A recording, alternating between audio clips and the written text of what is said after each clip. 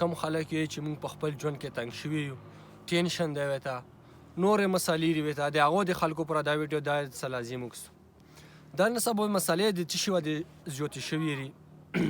د هر سړي سره پیسه هم ښه ډېره رو، ګوډي مې سره ډېر دي، هر څه سره ډېر دي، خو بیا مې ته د ژوند هغه سکون مې ته نشته دی. په دې حوالې سره زه څو خبرې کوم.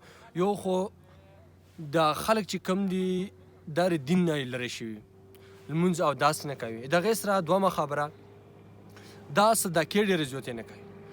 ګوره چې صدقه کوي که نه مول برې نور هم زیاتېږي او د هغه سره په ژوند کې یو خوند ورسره درومي، ژوند ورسره خوشحالېږي. د دین سره همدارنګې صدقې کول، بل د غریبو خلکو سره مدد کول. نو ټولو ملګرو ته مې خواست دی چې کم خلک په ټینشن کې دي، تاسو دا شی نه شروع کوو، لمونځ کوو، صدقه کوو، د غریب زړه خوشحالوو، نو تاسو بیا خپل زندګي وکړو او خپل حالات وکړو چې هغه به څرنګه بدلیږي.